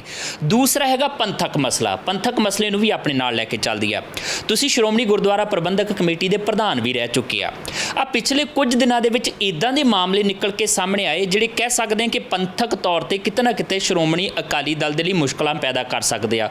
ਉਹਦੇ ਲਈ ਅਸੀਂ ਤਖਤ ਸ਼੍ਰੀ ਕੇਸਗੜ੍ਹ ਸਾਹਿਬ ਦੇ ਵਿੱਚ ਜਿਹੜਾ ਲੰਗਰ ਦੀ ਰਸਦ ਦੇ ਵਿੱਚ ਹੋਇਆ ਘੁਟਾਲਾ, ਉਹਦਾ ਜ਼ਿਕਰ ਕਰ ਸਕਦੇ ਹਾਂ। ਚਰਚਾ ਜਿਹੜੇ 267 ਸ਼੍ਰੀ ਗੁਰੂ ਗ੍ਰੰਥ ਸਾਹਿਬ ਜੀ ਦੇ ਪਾਵਨ ਸਰੂਪ ਹੈ, ਉਹਨਾਂ ਦੀ ਲੇਖੇ ਜੋਖੇ ਚੋਂ ਖੁਰਦ-ਬੁਰਦ ਕਰਨ ਦੀ ਗੱਲ ਦਾ ਜ਼ਿਕਰ ਛੇੜਿਆ ਜਾ ਸਕਦਾ। ਚਰਚਾ ਇਹ ਵੀ ਚੱਲਦੀ ਆ ਕਿ 8 ਲੱਖ ਦੀਆਂ ਦਾਲਾਂ ਸ਼੍ਰੀ ਦਰਬਾਰ ਸਾਹਿਬ ਦੇ ਵਿੱਚ ਕਿਸੇ ਸ਼ਰਧਾਲੂ ਨੇ ਚੜਾਈਆਂ ਸੀਗੀਆਂ ਤੇ ਬਿੱਲ ਬਣਾ ਕੇ ਦਿੱਤੇ, ਦਾਲਾਂ ਉੱਥੇ ਨਹੀਂ ਪਹੁੰਚੀਆਂ। ਇਹ ਇੱਦਾਂ ਦੇ ਮਸਲੇ ਜਿਹੜੇ ਨਿਕਲ ਕੇ ਆਉਂਦੇ, ਲੱਗਦਾ ਨਹੀਂ ਹੈ ਕਿ ਅਕਾਲੀ ਦਲ ਬਾਦਲ ਲਈ ਇਹ ਚੀਜ਼ਾਂ ਜਿਹੜੀਆਂ ਆ 2022 ਦੀਆਂ ਚੋਣਾਂ ਦੇ ਵਿੱਚ ਨੁਕਸਾਨ ਵੀ ਕਰ ਸਕਦੀਆਂ ਨੇ? ਇੱਕ ਸੰਸਥਾ ਬੜੀ ਵੱਡੀ ਹੈ, ਉਹਦੇ ਵਿੱਚ ਮੁਲਾਜ਼ਮ ਵੀ ਹਜ਼ਾਰਾਂ ਦੀ ਗਿਣਤੀ 'ਚ ਹੈ। ਮੁਲਾਜ਼ਮ ਵੀ ਪੰਜਾਬ ਦੇ ਵਿੱਚੋਂ ਹੀ, ਕਿਸੇ ਦਾ ਬੱਚਾ, ਕਿਸੇ ਦਾ ਭਰਾ, ਕਿਸੇ ਦੀ ਧੀ, ਕਿਸੇ ਦਾ ਪੁੱਤਰ ਹੈ। ਕੋਈ ਵੀ ਸੰਸਥਾ ਜਿਹੜੀ ਹੈ ਉਹਦੇ 'ਚ ਕੰਮ ਕਰਨ ਵਾਲੇ ਕੋਈ ਨਾ ਕੋਈ ਛੋਟੀ-ਮੋਟੀਆਂ ਗਲਤੀਆਂ ਕਰਦੇ ਹੀ ਰਹਿੰਦੇ ਜੀ। ਉਹਦੇ ਉੱਤੇ ਫਿਰ ਐਡਮਿਨਿਸਟ੍ਰੇਟਿਵ ਜਿਹੜਾ ਐਕਸ਼ਨ ਕੀਤਾ ਜਾਂਦਾ ਹੈ। ਜਦੋਂ ਵੀ ਸਾਡੇ ਕੋਲ ਕੋਈ ਸ਼ਿਕਾਇਤ ਆਉਂਦੀ ਹੈ, ਕਿਉਂਕਿ ਅੱਜ ਕੱਲ੍ਹ ਲੋਕ ਜਿਹੜੇ ਸ਼ਿਕਾਇਤ ਦਫ਼ਤਰ 'ਚ ਬਾਅਦ 'ਚ ਕਰਦੇ ਆ ਤੇ ਪਹਿਲਾਂ ਮੀਡੀਆ 'ਚ ਕਰਦੇ ਜੀ। ਇਹ ਕਿਉਂਕਿ ਆਦਤ ਬਣ ਗਈ ਹੈ ਲੋਕਾਂ ਦੀ ਵੀ ਪਹਿਲਾਂ ਉਹ ਇਹ ਨਹੀਂ ਸੋਚਦੇ ਕਿ ਸੰਸਥਾ ਕਿੰਨੀ ਮਹਾਨ ਹੈ।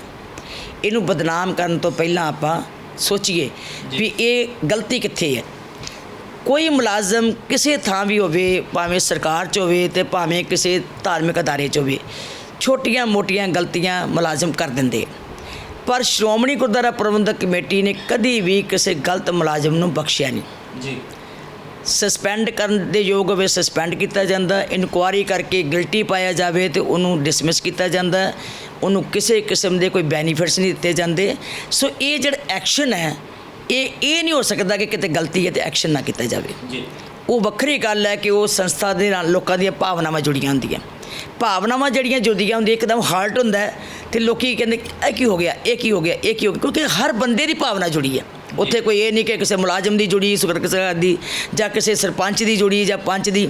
ਉੱਥੇ ਤੇ ਕੋਈ ਵੀ ਵਰਗ ਦਾ ਜਾਂ ਕੋਈ ਵੀ ਧਰਮ ਦਾ ਬੰਦਾ ਨਾ ਉਹਦੀ ਜੁੜੀ ਹੁੰਦੀ ਹੈ ਉਸ ਧਾਰਮਿਕ ਸੰਸਥਾ ਦੇ ਨਾਲ, ਆਸਥਾ ਜੁੜੀ ਹੁੰਦੀ ਹੈ। ਸੋ ਜੇ ਸ਼੍ਰੀ ਅਨੰਦਪੁਰ ਸਾਹਿਬ ਮੁਲਾਜ਼ਮਾਂ ਨੇ ਗਲਤੀ ਕੀਤੀ ਹੈ, ਤੁਰੰਤ ਉਸ ਦੀ ਕਾਰਵਾਈ ਵੀ ਸ਼ੁਰੂ ਹੋਈ ਹੈ ਔਰ ਤੁਰੰਤ ਉਹਦੀ ਸਾਰੀ ਜਿਹੜੀ ਹੈ ਉਹ ਐਕਸ਼ਨ ਵੀ ਲੈਣਾ ਸ਼ੁਰੂ ਹੋ ਗਿਆ। ਜਿੱਥੇ ਤੱਕ ਹਰਿਮੰਦਰ ਸਾਹਿਬ ਦੀ ਗੱਲ ਹੈ, ਦੇਖੋ ਮੈਨੇਜਰ ਨੇ ਦੂਜੇ ਦਿਨ ਹੀ ਸਪਸ਼ਟੀਕਰਨ ਦਿੱਤਾ ਵੀ ਅੱਜ ਤੱਕ ਆ ਕਣਕ ਗਈ ਹੈ ਹਜ਼ਾਰਾਂ ਕੁਇੰਟਲ। ਜੋ ਸਮਾਨ ਲੈ ਕੇ ਗਏ ਲੋਕੀ ਹੈਰਾਨ ਹੁੰਦੇ ਸੀ, ਮੇਰੇ ਇਲਾਕੇ ਦੇ ਲੋਕ ਗਏ ਜਦੋਂ, ਕਹਿੰਦੇ ਬੀਬੀ ਜੀ ਅਸੀਂ ਤਾਂ ਹੈਰਾਨ ਹੋ ਗਏ। ਅਸੀਂ ਕਿਹਾ ਜੀ ਖੰਡ ਹੈ, ਅਸੀਂ ਕਿਹਾ ਉੱਦਾਂ ਹੀ ਰੱਖ ਦਿਓ। ਕਹਿੰਦੇ ਜੀ ਜੇ ਕੋਈ 10 ਕਿਲੋ ਖੰਡ ਸੀ ਉਹ ਤਾਂ ਤੋਲ ਕੇ ਰੱਖੀ, ਜੇ ਕੋਈ ਦਾਲ ਸੀ ਉਹ ਤੋਲ ਕੇ ਰੱਖੀ। ਉੱਥੇ ਕੰਡੇ ਲੱਗੇ, ਬਕਾਇਦਾ ਜਿਹੜੀ ਚੀਜ਼ ਆਉਂਦੀ ਹੈ ਤੁਲ ਕੇ ਅੰਦਰ ਜਾਂਦੀ ਹੈ ਔਰ ਐਂਟਰ ਹੋ ਕੇ ਜਾਂਦੀ ਹੈ, ਰਸੀਦ ਦਿੱਤੀ ਜਾਂਦੀ। ਜਿਹੜਾ ਇਹ ਕਹਿਣਾ ਵੀ ਕੋਈ ਸਮਾਨ ਰੱਖਿਆ ਆ ਤੇ ਉਹਨੂੰ ਰਸੀਦ ਨਹੀਂ ਮਿਲੀ ਜਾਂ ਉਹ ਸਮਾਨ ਨਹੀਂ ਉੱਥੇ ਪਹੁੰਚਿਆ, ਮੈਂ ਇਸ ਗੱਲ ਨਾਲ ਸਹਿਮਤ ਨਹੀਂ ਹੋ ਸਕਦੀ ਜੀ। ਕਿਉਂਕਿ ਸਾਡੀ ਇੱਕ ਇੱਕ ਪਾਈਆ ਚੀਜ਼ ਜਿਹੜੀ ਆ ਉਹ ਰਿਕਾਰਡ 'ਚ ਚੜ੍ਹਦੀ ਹੈ, ਇੱਕ ਇੱਕ ਪਾਈਆ। ਔਰ ਜੋ ਚੜਾਵਾ ਚੜ੍ਹਦਾ, ਜੋ ਪੈਸਾ ਚੜ੍ਹਦਾ, ਜੋ ਗੋਲਕ ਚਾਹੁੰਦਾ, ਜੋ ਆਮਦਨ ਮਹੀਨੇ ਦੀ ਹੁੰਦੀ ਹੈ, ਸਾਡਾ ਗੁਰਦੁਆਰਾ ਗਜ਼ਟ ਛਪਦਾ ਔਰ ਹਰ ਮਹੀਨੇ ਉਹਦਾ ਲੇਖਾ ਜੋਖਾ ਕੀਤਾ ਜਾਂਦਾ ਵੀ ਖਰਚ ਕਿੰਨਾ ਹੋਇਆ ਤੇ ਆਮਦਨ ਕਿੰਨੀ ਹੋਈ। ਉਹ ਗੱਲ ਵੱਖਰੀ ਹੈ ਕਿ ਨਾ ਸਿੱਖ ਪੜ੍ਹਦੇ ਆ ਜੀ, ਨਾ ਕੋਈ ਸ਼ਰਧਾਲੂ ਪੜ੍ਹਦਾ। ਜਿਹੜੇ ਪੜ੍ਹਦੇ ਆ ਉਹਨਾਂ ਨੂੰ ਪਤਾ ਹੁੰਦਾ ਕਿ ਪੈਸਾ ਇਸ ਗੁਰਦੁਆਰੇ 'ਚੋਂ ਕਿੰਨਾ ਆਇਆ, ਇੱਥੇ ਗੋਲਕ 'ਚ ਕਿੰਨਾ ਆਇਆ, ਇੱਥੇ ਕਿੰਨਾ, ਔਰ ਇੱਕ ਵੀ ਰੁਪਈਆ ਜਿਹੜਾ ਵਿਦਆਊਟ ਰਸੀਦ ਜਿਹੜਾ ਉੱਥੇ ਜਮ੍ਹਾਂ ਨਹੀਂ। ਜੇ ਕੋਈ ਕਰਾਉਂਦਾ ਹੋਵੇ, ਮੈਂ ਕਹਿ ਨਹੀਂ ਸਕਦੀ, ਇਹਦਾ ਮਤਲਬ ਫਿਰ ਤਾਂ ਕਰਾਉਣ ਵਾਲੇ ਦੀ ਵੀ ਗਲਤੀ ਹੈ ਨਾ, ਜਿਹੜਾ ਕੋਈ ਧੱਕੇ ਨਾਲ ਜਾ ਕੇ ਕਿਸੇ ਨੂੰ ਫੜਾਇਆ ਹੋਵੇ। ਸਾਡੇ ਤੇ ਉੱਥੇ ਜਿਹੜੇ ਕੀਰਤਨ ਕਰਨ ਵਾਲੇ ਹੈ, ਉਹ ਤੇ ਹਰਿਮੰਦਰ ਸਾਹਿਬ 'ਚ ਕੀਰਤਨ ਕਰਨ, ਉੱਥੇ ਅੰਦਰਲੇ ਕੰਪਲੈਕਸ 'ਚ ਕਰਨ, ਬਾਹਰ ਕਰਨ, ਉਹ ਤੇ ਮਾਇਆ ਨਹੀਂ ਉੱਥੇ ਕੋਈ ਦਿੱਤੀ ਜਾ ਸਕਦੀ, ਕਿਉਂਕਿ ਉੱਥੇ ਬੰਦੇ ਦੀ ਪੂਜਾ ਨਹੀਂ ਹੈ, ਉੱਥੇ ਬਾਣੀ ਦੀ ਆ, ਬਾਣੀ ਦਾ ਸਤਿਕਾਰ ਹੈ। ਉੱਥੇ ਤੇ ਕੋਈ ਅਰਦਾਸ ਕਰਦਾ, ਜਦੋਂ ਅਰਦਾਸੀਆ ਕਈ ਵਾਰੀ ਆਪਾਂ ਘਰਾਂ ਵਿੱਚ 500 ਰੁਪਈਆ, 200 ਰੁਪਈਆ, 1000 ਰੁਪਈਆ ਅਰਦਾਸ ਪੇਟ ਦੇ ਦਿੰਦੇ ਹਾਂ, ਲੇਕਿਨ ਸ਼੍ਰੋਮਣੀ ਕਮੇਟੀ ਦੇ ਅਸੂਲਾਂ ਵਿੱਚ, ਕਾਨੂੰਨਾਂ ਵਿੱਚ ਕਿਤੇ ਨਹੀਂ ਕਿ ਅਰਦਾਸੀਆ ਅਰਦਾਸ ਕਰੇਗਾ ਤੁਸੀਂ ਉਹਨੂੰ 500 ਰੁਪਈਆ ਦਿਓਗੇ, ਬਿਲਕੁਲ ਨਹੀਂ, ਸਵਾਲ ਨਹੀਂ ਪੈਦਾ ਹੁੰਦਾ। ਪਰ ਜੇ ਕੋਈ ਗਲਤੀ ਕਰੇ ਵੀ ਉਹਨੂੰ ਕਵੇ ਕਿ ਲੈ ਕਾਕਾ ਤੂੰ ਰੱਖ ਲੈ, ਹੁਣ ਉਹ ਸਾਡੇ ਤੋਂ ਚੋਰੀ ਕਰਦਾ, ਅਸੀਂ ਉਹਦੇ 'ਚ ਕੀ ਕਰ ਸਕਦੇ ਹਾਂ? ਬਾਹਰ ਆ ਕੇ ਕਹੇ ਮੈਂ ਤੇ ਵੀ ਉਹਨੂੰ 500 ਰੁਪਏ ਦਿੱਤਾ, ਉਹਨੇ ਰੱਖ ਲਿਆ। ਹੁਣ ਜਿਹੜਾ ਕੋਈ ਬੰਦਾ ਕੋਈ ਧੱਕੇ ਨਾਲ ਉਹਨੂੰ ਕਹਿੰਦਾ ਕਿ ਤੂੰ ਲੈ ਲੈ, ਹੁਣ ਉਹ ਕਦੋਂ ਚਾਹੇਗਾ ਕਿ ਦੇਖੋ ਸਾਡੀ ਫਿਤਰਤ ਹੈ, ਹਰ ਕੋਈ ਬੰਦਾ ਕਹਿੰਦਾ ਚਲੋ ਉਹਨੇ ਮੈਨੂੰ ਅਰਦਾਸ ਕਰਨ ਦੇ ਦਿੱਤੇ ਹੈ, ਉਹ ਵੀ ਸੋਚਦਾ ਵੀ ਚੱਲ ਕੋਈ ਗੱਲ ਨਹੀਂ, ਮੈਨੂੰ ਪਰਸਨਲੀ ਦਿੱਤਾ। ਕਈ ਤਾਂ ਚੋਰੀ ਵੀ ਬਾਅਦ 'ਚ ਵੀ ਦੇ ਦਿੰਦੇ ਆ, ਉੱਥੇ ਨਹੀਂ ਦਿੰਦੇ ਸਾਹਮਣੇ ਵੀ ਇਹ ਤਾਂ ਕਾਕਾ ਤੇਰੇ ਜਮ੍ਹਾਂ ਹੋ ਜਾਣੇ ਆ। ਇੱਦਾਂ ਦੇ ਰੂਲਸ ਆ ਵੀ ਉੱਥੇ ਜੇ ਕੋਈ ਪੈਸਾ ਦਿੰਦਾ, ਸਾਹਮਣੇ ਅਰਦਾਸ ਕਰਦਾ, ਜੇ ਉੱਥੇ ਫੜਾਉਂਦੇ ਤਾਂ ਉਹਨੂੰ ਉੱਥੇ ਜਮ੍ਹਾਂ ਕਰਾਉਣੇ ਪੈਂਦੇ, ਉੱਥੇ ਗੋਲਕ 'ਚ ਪਾਣੇ ਪੈਂਦੇ। ਇਹ ਨਹੀਂ ਹੋ ਸਕਦਾ। 267 ਸਰੂਪ ਜਿਹੜੇ ਆ ਉਹਨਾਂ ਨੂੰ ਲੈ ਕੇ ਕਿੰਤੂ ਪਰੰਤੂ ਬਹੁਤ ਵੱਡੇ ਕੀਤੇ ਜਾ ਰਹੇ, ਕਿਉਂਕਿ ਕਿਹਾ ਜਾ ਰਿਹਾ ਕਿ 2016 ਦੇ ਵਿੱਚ ਉਹ ਸਭ ਕੁਝ ਹੋਇਆ ਵਾਪਰਿਆ, ਅਗਨ ਭੇਂਟ ਹੋਏ ਸੀਗੇ ਕੁਝ ਸਰੂਪ ਅਤੇ ਕੁਝ ਪਾਣੀ ਦੀਆਂ ਬੌਛਾਰਾਂ ਦਾ ਕਰਕੇ ਖਰਾਬ ਹੋ ਗਏ ਸੀਗੇ। ਸੋ ਕਿਹਾ ਗਿਆ ਕਿ ਉਸ ਮਾਮਲੇ ਨੂੰ ਜਾਣ-ਬੁੱਝ ਕੇ ਦੱਬਿਆ ਗਿਆ, ਕਿਉਂਕਿ 2015 ਦੇ ਵਿੱਚ ਬੇਅਦਬੀ ਦਾ ਮਾਮਲਾ ਸਿਖਰਾਂ ਤੇ ਸੀਗਾ ਤੇ ਇਸ ਮਾਮਲੇ ਨੂੰ ਦੱਬ ਕੇ ਰੱਖਿਆ ਗਿਆ। ਦੇਖੋ ਮੇਰੀ ਬੇਨਤੀ ਹੈ, ਕਿਹੜਾ ਸਿੱਖ ਹੈ, ਕਿਹੜੀ ਸੰਸਥਾ ਹੈ ਜੀ, ਜਿਹੜੀ ਕੋਈ ਇੱਦਾਂ ਦੀ ਅਣਗਹਿਲੀ ਕਰੇ ਕਿ ਜਿਹੜੀ ਉਹਨੂੰ ਵੀ ਪਾਪ ਲੱਗੇ। ਅਕਸਰ ਹਰ ਇਨਸਾਨ ਹੈ, ਉੱਥੇ ਤਾਂ ਨਿੱਕੀ ਨਿੱਕੀ ਗੱਲ ਤੋਂ ਅਸੀਂ ਡਰ ਕੇ ਰਹਿੰਦੇ ਹਾਂ, ਭਾਵੇਂ ਮੈਂ ਹੋਵਾਂ ਭਾਵੇਂ ਕੋਈ ਹੋਵੇ। ਸ਼੍ਰੋਮਣੀ ਕਮੇਟੀ ਦਾ ਮੈਂਬਰ ਤੇ ਉੱਥੇ ਜਾ ਕੇ ਕਦੀ ਜੇ ਲੰਗਰ ਛਕਦਾ ਤੇ ਪਹਿਲਾਂ ਗੁਰੂ ਸਾਹਿਬ ਦੇ ਘਰ 'ਚ ਜਾ ਕੇ ਮੱਥਾ ਟੇਕਦਾ। ਜੀ, ਜੇ ਕੋਈ 200-400 ਦਾ ਲੰਗਰ ਛਕ ਕੇ ਹੁੰਦਾ ਤਾਂ 500-700 ਜਮ੍ਹਾਂ ਹੀ ਕਰਾ ਕੇ ਹੁੰਦਾ। ਅਸੀਂ ਮੀਟਿੰਗਾਂ ਤੇ ਜਾਂਦੇ ਹਾਂ, ਅਸੀਂ ਕੋਈ ਨਾ ਕਿਰਾਇਆ ਲੈਂਦੇ ਹਾਂ ਜੀ, ਨਾ ਉੱਥੇ ਕੋਈ ਫੰਡ ਮਿਲਦਾ। ਕਈਆਂ ਲੋਕਾਂ ਦੇ ਮਨਾਂ 'ਚ ਇਹ ਹੁੰਦਾ ਕਿ ਮੈਂਬਰ ਪਤਾ ਨਹੀਂ ਕੀ ਲੈਂਦੇ, ਮੈਂਬਰ ਨੂੰ ਕੋਈ 50 ਰੁਪਏ ਵੀ ਅਲਾਉਡ ਨਹੀਂ ਕਿ ਉਹ ਆਪਣੇ ਕਿਤੇ ਲੈ ਸਕੇ। ਜੇ ਸਾਰੇ ਮੈਂਬਰ ਕੋਲੋਂ ਖਰਚ ਕਰਕੇ ਤਨੋਂ ਮਨੋਂ ਧਨੋਂ ਸੇਵਾ ਕਰਕੇ ਗੁਰੂ ਸਾਹਿਬ ਜੀ ਦੇ ਘਰ ਦੀ ਅਰਦਾਸ ਕਰਦੇ ਹੈ ਤੇ ਉਹ ਕਦੋਂ ਚਾਹਣਗੇ ਕਿ ਸਾਡੀ ਸੰਸਥਾ ਦਾ ਕੋਈ ਨੁਕਸਾਨ ਹੋਵੇ? ਉੱਥੇ ਜੇ ਕੋਈ ਗੱਲ ਐਸੀ ਆਈ ਹੋਵੇ, ਬੜੀ ਬਰੀਕੀ ਨਾਲ ਛਾਣਬੀਣ ਹੁੰਦੀ ਹੈ। ਸਾਡੀ ਪੂਰੀ ਜ਼ਿੰਮੇਵਾਰੀ ਦੇ ਨਾਲ ਅਸੀਂ ਉੱਥੇ ਕੰਮ ਕਰਦੇ ਹਾਂ ਔਰ ਪੂਰੀ ਇਨਕੁਆਇਰੀਆਂ ਚੱਲ ਰਹੀਆਂ ਵੀ ਕੀ ਆਇਆ, ਜਿਹੜੀ ਇਹ ਗੱਲ ਨਿਕਲੀ ਹੈ ਇਹਦਾ ਸੱਚ ਕੀ ਆ। ਜੀ, ਹੁਣ ਜਦੋਂ 84 ਦੇ ਵਿੱਚ ਸੀਗੇ ਗੁਰੂ ਗ੍ਰੰਥ ਸਾਹਿਬ ਦੇ ਸਰੂਪ, ਜਾਂ ਉੱਥੋਂ ਦਾ ਰਿਕਾਰਡ, ਉੱਥੋਂ ਦਾ ਇਤਿਹਾਸ ਜਿਹੜਾ ਚੁੱਕ ਕੇ ਫੌਜ ਵੀ ਲੈ ਗਈ ਸੀ ਲਾਇਬ੍ਰੇਰੀ 'ਚੋਂ, ਹਾਂਜੀ, ਉਹਦੀ ਵੀ ਕਮੇਟੀ ਬਣਾਈ ਹੈ, ਮੈਂ ਵੀ ਵਿੱਚ ਸ਼ਾਮਲ ਹਾਂ। ਅਸੀਂ ਕੱਲੀ ਬੁੱਕ ਜਿਹੜੀ ਹੈ ਉੱਥੇ ਗਣਵਾ ਕੇ ਪੂਰੀ ਨੰਬਰਿੰਗ, ਪੂਰਾ ਨਾਂ, ਲਿਸਟਾਂ ਬਣਾ ਕੇ ਕੀਤਾ। ਅੱਗੇ ਜਿਹੜੇ ਗੁਰੂ ਗ੍ਰੰਥ ਸਾਹਿਬ ਕਹਿੰਦੇ ਕਿ ਉਹ ਗਏ ਹੈ, ਕਿਹਦੇ ਰਾਹੀਂ ਗਏ ਹੈ, ਵਿੱਚ ਨਾ ਕਈ ਉਹਨਾਂ ਲੋਕਾਂ ਦੇ ਆਏ ਸੀ ਵਿਦੇਸ਼ ਵਾਲਿਆਂ ਦੇ, ਉਹਨਾਂ ਨੂੰ ਅਸੀਂ ਬੁਲਾਇਆ, ਪਰ ਰੱਬ ਵੱਲੋਂ ਹੀ 6-7 ਮਹੀਨੇ ਹੋ ਗਏ ਬੰਦ ਹੋ ਗਿਆ ਵੀ ਕਰੋਨਾ ਕਰਕੇ ਉਹ ਨਹੀਂ ਆ ਸਕੇ। ਸੋ ਜਦ ਤੱਕ ਸਾਡੀ ਪੂਰੀ ਡੀਪਲੀ ਇਨਕੁਆਇਰੀ ਨਹੀਂ ਪੂਰੀ ਹੁੰਦੀ, ਸੱਚ ਸਾਹਮਣੇ ਨਹੀਂ ਆਉਂਦਾ, ਅਸੀਂ ਆਪਣੀ ਇਨਕੁਆਇਰੀ ਪੇਸ਼ ਨਹੀਂ ਕਰਦੇ। ਇਸੇ ਤਰ੍ਹਾਂ ਇਹ ਸਰੂਪ ਜਿਹੜੇ ਹੈ, ਜਿਹੜੀ ਇਨਕੁਆਇਰੀ ਕਮੇਟੀ ਬਣਾਈ ਹੈ, ਹੁਣ ਉਹ ਪੂਰੀ ਇਨਕੁਆਇਰੀ ਕਰਨਗੇ, ਉਹ 'ਚ ਸੱਚ ਕੀ ਆਏਗਾ, ਅਸੀਂ ਕੌਮ ਨੂੰ ਜਵਾਬ ਦੇ ਹਾਂ ਔਰ ਕੌਮ ਦੇ ਸਾਹਮਣੇ ਸੱਚ ਨਿਕਾਲ ਕੇ ਛੱਡਾਂਗੇ ਵੀ ਉੱਥੇ ਕੀ ਗਲਤੀ ਹੈ, ਕਿੱਥੇ ਹੋਈ ਹੈ, ਕਿਹਨੇ ਕੀਤੀ ਹੈ, ਜਾਂ ਕੌਣ ਉਸ 'ਚ ਇਨਵੋਲਵ ਹੈ, ਕੋਈ ਦੱਬਿਆ ਨਹੀਂ ਜਾ ਸਕਦਾ। ਬਿਲਕੁਲ ਜੀ, ਇਹ ਉਮੀਦ ਵੀ ਰੱਖਦੀ ਹੈ ਕੌਮ ਕਿ ਇਹਦਾ ਨਿਤਾਰਾ ਜਿਹੜਾ ਉਹ ਜ਼ਰੂਰ ਹੋਵੇ। ਤੇ ਜਾਂਦੇ ਜਾਂਦੇ ਤੁਹਾਡੀ ਭਾਈਵਾਲ ਪਾਰਟੀ ਦੀ ਗੱਲ ਕਰ ਲੈਂਦੇ ਹਾਂ। ਅੱਜ ਕੱਲ੍ਹ ਬੜੀ ਹਿੱਕ ਥਾਪੜ ਕੇ ਉਹ ਕਹਿੰਦੇ ਕਿ 50-50 ਤੇ ਅਸੀਂ ਚੋਣਾਂ ਲੜਨੀਆਂ ਆ, ਅਸੀਂ ਇਸ ਵਾਰ ਵੱਡੇ ਭਰਾ ਬਣ ਕੇ ਚੋਣਾਂ ਲੜਨੀਆਂ, ਇਹ ਵੀ ਗੱਲ ਕਹੀ ਜਾਂਦੀ ਆ, ਜਿਹਦੇ ਵਿੱਚ ਮਦਨ ਮੋਹਨ ਮਿੱਤਲ ਹੋਰਾਂ ਦਾ ਨਾਮ ਲਿਆ ਜਾ ਸਕਦਾ, ਮਾਸਟਰ ਮੋਹਨ ਸਿੰਘ ਹੋਰਾਂ ਦਾ ਨਾਮ ਲਿਆ ਜਾ ਸਕਦਾ। ਔਰ ਜਿੱਦਣ ਤਾਜਪੋਸ਼ੀ ਅਸ਼ਵਨੀ ਸ਼ਰਮਾ ਦੀ ਹੋਈ ਸੀ ਪੰਜਾਬ ਪ੍ਰਧਾਨ ਦੇ ਤੌਰ ਤੇ, ਉਸ ਤਾਜਪੋਸ਼ੀ ਵਾਲੇ ਦਿਨ ਵੀ ਅਸੀਂ ਮੌਜੂਦ ਸੀ। ਉਦਣ ਵੀ ਸਾਰੀ ਤਾਜਪੋਸ਼ੀ ਦੇ ਸਮਾਗਮ ਦੌਰਾਨ ਇਹੀ ਗੱਲਾਂ ਹੁੰਦੀਆਂ ਰਹੀਆਂ ਕਿ ਇੱਦਾਂ ਦੀ ਚਰਚਾ ਚੱਲਦੀ ਪਈ ਹੈ, ਅਕਾਲੀ ਦਲ ਭਾਰਤੀ ਜਨਤਾ ਪਾਰਟੀ ਦੇ ਪਿੱਛੇ ਲੱਗਣ ਨੂੰ ਤਿਆਰ ਹੈ ਜਾਂ ਕੁਝ ਹੋਰ ਵਿਉਂਤਬੰਦੀ ਹੈ। ਪਹਿਲਾਂ ਮੈਂ ਇੱਕ ਤੁਹਾਨੂੰ ਮੇਰੀ ਗੱਲ ਉਹ ਰਹਿ ਗਈ ਸੀ ਉਹ ਕਲੀਅਰ ਕਰਾਂ। ਜਦ ਤੁਸੀਂ ਕਿਹਾ ਕਿ ਕੁਰਸੀ ਦਾ ਮਸਲਾ, ਆਰਡੀਨੈਂਸ ਵਿੱਚ ਤੇ ਕੋਈ ਗੱਲ ਹੀ ਨਜ਼ਰ ਆਉਂਦੀ ਐਮਐਸਪੀ ਦੀ। ਹੁਣ ਐਮਐਸਪੀ ਦਾ ਗਲਤ, ਜਿੱਦਾਂ ਇਹਨਾਂ ਨੇ ਗੁਟਕਾ ਸਾਹਿਬ ਦੀ ਸਹੁੰ ਗਲਤ ਖਾ ਕੇ ਲੋਕਾਂ ਨੂੰ ਗੁੰਮਰਾਹ ਕੀਤਾ ਸੀ ਨਾ, ਵੀ ਸਰਕਾਰ ਫਿਰ ਆ ਚੱਲੀ ਸੀ ਅਕਾਲੀ ਦਲ ਦੀ, ਗੁੰਮਰਾਹ ਕਰਕੇ ਵੋਟਾਂ ਲੈ ਲਈਆਂ ਸੀ। ਹੁਣ ਇਹ ਕਿਸਾਨਾਂ ਨੂੰ ਕੀ ਗੁੰਮਰਾਹ ਕਰ ਰਿਹਾ ਵੀ ਐਮਐਸਪੀ ਖਤਮ ਕਰ ਦੇਣੀ ਜੀ। ਐਗਰੀਕਲਚਰ ਮਿਨਿਸਟਰ ਨੇ ਵਿਸ਼ਵਾਸ ਦਿਵਾਤਾ, ਭਾਰਤ ਸਰਕਾਰ ਦੇ ਪ੍ਰਧਾਨ ਮੰਤਰੀ ਨੇ ਕਹਿਤਾ, ਗਡਕਰੀ ਜੀ ਨੇ ਕਹਿਤਾ, ਔਰ ਅਸੀਂ ਕਹਿ ਰਹੇ ਹਾਂ ਸਾਡੇ ਪ੍ਰਧਾਨ ਗਡਕਰੀ ਸਾਹਿਬ ਦਾ ਤਾਂ ਬਿਆਨ ਉਲਟ ਆਇਆ ਸੀਗਾ। ਉਹ ਤਾਂ ਕਹਿੰਦੇ ਸੀ ਅਰਥ ਵਿਵਸਥਾ ਦੇ ਉੱਤੇ ਬੋਝ ਹੈ। ਉਹਨੇ ਸਪਸ਼ਟੀਕਰਨ ਦਿੱਤਾ ਬਾਅਦ 'ਚ ਜੀ। ਉਹਨੇ ਸਪਸ਼ਟੀਕਰਨ ਦਿੱਤਾ ਕਿ ਮੇਰੇ ਬਿਆਨ ਨੂੰ ਕਿਸੇ ਹੋਰ ਢੰਗ ਨਾਲ ਲੈ ਗਏ। ਮੈਂ ਇਹ ਨਹੀਂ ਕਿਹਾ ਕਿਉਂਕਿ ਐਮਐਸਪੀ ਤੇ ਖਤਮ ਹੋ ਹੀ ਨਹੀਂ ਸਕਦੀ, ਕਿਉਂਕਿ ਨਾਲੇ ਆਰਡੀਨੈਂਸ 'ਚ ਖਤਮ ਹੀ ਨਹੀਂ ਹੋ ਸਕਦੀ। ਇਹ ਹੋਣੀ ਕੈਬਨਿਟ 'ਚ ਹੈ। ਕੈਬਨਿਟ 'ਚ ਸਾਡੇ ਐਮਪੀ ਬੈਠਾ, ਸਾਡਾ ਮਿਨਿਸਟਰ ਬੈਠੀ ਹੈ, ਕਿੱਦਾਂ ਹੋਣ ਦੇਣਗੇ? ਨਾਲੇ ਅਸੀਂ ਤਾਂ ਲਵਾਉਣ ਵਾਲੇ ਹਾਂ ਜੀ, ਸਾਡੀ ਸਰਕਾਰ ਨੇ ਤਾਂ ਲਵਾਇਆ ਸੀਗਾ। ਹੁਣ ਇਹ ਲੋਕਾਂ ਨੂੰ ਫਿਰ ਗੁੰਮਰਾਹ ਕਰਨਾ ਸ਼ੁਰੂ ਕੀਤਾ। ਹਾਲਾਂਕਿ ਆਰਡੀਨੈਂਸ ਗੱਲ ਕੋਈ ਨਹੀਂ, ਐਮਐਸਪੀ ਦੀ ਗੱਲ ਹੀ ਕੋਈ ਨਹੀਂ, ਵਿਸ਼ਵਾਸ ਵੀ ਉਹ ਦੁਆਰੇ ਹੈ। ਇਹ ਕਹਿੰਦੇ ਜੀ ਵਿਸ਼ਵਾਸ ਕੀ ਪਤਾ ਹੁੰਦਾ ਹੈ, ਕੀ ਪਤਾ ਅੱਗੋਂ ਕਰ ਦੇਣ। ਉਹ ਕਹਿੰਦੇ ਫਿਰ ਵਿਸ਼ਵਾਸ ਤਾਂ ਤੁਸੀਂ ਵੀ ਕਹਿ ਰਹੇ ਵੀ ਅਸੀਂ ਬਿੱਲ ਨਹੀਂ ਲਾਉਣੇ, ਤੁਸੀਂ ਜੇ ਅਸੀਂ ਉਹ ਨਾ ਮੰਨੀਏ ਅਸੀਂ ਕਹਾਂ ਕਿ ਵੀ ਅੱਗੋਂ ਲਾ ਦੇਣਗੇ। ਇਹ ਵੀ ਨਹੀਂ ਤਾਂ ਗੱਲ ਹੁੰਦੀ, ਵਿਸ਼ਵਾਸ ਤਾਂ ਕਰਨਾ ਹੀ ਪਊਗਾ। ਹਾਂ, ਜਦੋਂ ਕੋਈ ਗੱਲ ਆਉਂਦੀ ਹੈ ਪਾਰਲੀਮੈਂਟ ਵਿੱਚ, ਹਿੱਕ ਠੋਕ ਕੇ ਬੋਲੇਗਾ ਸਾਡਾ ਪ੍ਰਧਾਨ ਸਾਹਿਬ ਬੋਲਣਗੇ, ਐਮਪੀ ਸਾਹਿਬ, ਮਿਨਿਸਟਰ ਸਾਹਿਬ ਬੋਲਣਗੇ। ਔਰ ਇੱਥੋਂ ਤੱਕ ਪ੍ਰਧਾਨ ਜੀ ਨੇ ਕਹਿ ਦਿੱਤਾ, ਨਾ ਮੇਰਾ ਕੋਈ ਅਲਾਇੰਸ ਦਾ ਮਤਲਬ, ਨਾ ਮੇਰੀ ਸਰਕਾਰ ਦਾ ਮਤਲਬ, ਨਾ ਸਾਡੀ ਕੁਰਸੀ ਦਾ ਮਤਲਬ। ਅਸੀਂ ਕੁਰਬਾਨੀਆਂ ਕਰਨ ਜਾਣਦੇ ਹਾਂ ਅਤੇ ਕਰਾਂਗੇ। ਜੇ ਸਾਡੀ ਐਮਐਸਪੀ ਦਾ ਕੋਈ ਨੁਕਸਾਨ ਹੁੰਦਾ ਤਾਂ ਇਹ ਹੋ ਨਹੀਂ ਸਕਦਾ ਕਿ ਅਸੀਂ ਉਹਨੂੰ ਨੁਕਸਾਨ ਹੋਣ ਦੇਈਏ। ਹੋਰ ਇਹ ਤੋਂ ਵੱਧ ਵਿਸ਼ਵਾਸ ਕੀ ਹੁੰਦਾ? ਦੂਜੀ ਗੱਲ, ਜਿਹੜੀ ਤੁਸੀਂ ਇਹ ਕਹਿੰਦੇ ਹੋ 50-50 ਜੀ, ਦੇਖੋ ਇਹ ਤੇ ਗੱਲ ਉਹ ਕਹਿਣ ਵਾਲੇ ਨੂੰ ਪੁੱਛੋ ਜੀ। ਸਾਡੇ ਵੱਲੋਂ ਤੇ ਕੋਈ ਸੋਚ ਹੀ ਨਹੀਂ ਸਕਦੇ ਅਸੀਂ, ਨਾ ਕੋਈ ਮੰਗਣ ਵਾਲੇ ਨੇ ਕਦੀ ਮੰਗਿਆ, ਨਾ ਅਸੀਂ ਕਦੀ ਕਿਹਾ। ਮੰਗਣ ਵਾਲੇ ਨੇ ਅੱਜ ਤੱਕ ਮੰਗਿਆ ਹੀ ਨਹੀਂ, ਪ੍ਰਧਾਨ ਨੇ ਨਹੀਂ ਮੰਗਿਆ, ਉਸ ਪਾਰਟੀ ਦੇ ਭਾਰਤ ਦੇ ਪੂਰੇ ਹਿੰਦੁਸਤਾਨ ਦੇ ਪ੍ਰਧਾਨ ਨੇ ਨਹੀਂ ਮੰਗਿਆ। ਉਹਨਾਂ ਦੀ ਪਾਲਿਸੀ ਕੋਈ ਨਹੀਂ ਇੱਦਾਂ ਦੀ, ਜਿਹੜੀ ਪਾਲਿਸੀ ਪਹਿਲਾਂ ਦੀ ਰੇਸ਼ੋ ਤੈਅ ਹੋਈ ਹੈ ਉਸੇ ਰੇਸ਼ੋ ਦੇ ਉੱਤੇ ਚੋਣਾਂ ਹੋਣੀਆਂ ਨੇ। ਕਦੀ ਕਿਸੇ ਨੇ ਮੰਗ ਨਹੀਂ ਕੀਤੀ, ਕਦੀ ਕਿਸੇ ਨੇ ਗੱਲ ਨਹੀਂ ਕਹੀ ਵੀ 50-50 ਦੀ। ਅਤੇ ਹਾਂ, ਇਹ ਤਾਂ ਹੋ ਸਕਦਾ, ਮੈਂ ਅੱਗੇ ਵੀ ਕਿਹਾ ਸੀ, ਕਿਸੇ ਨੇ ਮੈਨੂੰ ਪੁੱਛਿਆ ਸੀ, ਸੀਟ ਕੋਈ ਚੇਂਜ ਕਰਨੀ ਹੋਵੇ ਜੀ, ਮੰਨ ਲਓ ਜਿੱਦਾਂ ਜੀ ਗੜਸ਼ੰਕਰ ਦੀ ਚੇਂਜ ਕੀਤੀ ਸੀਗੀ।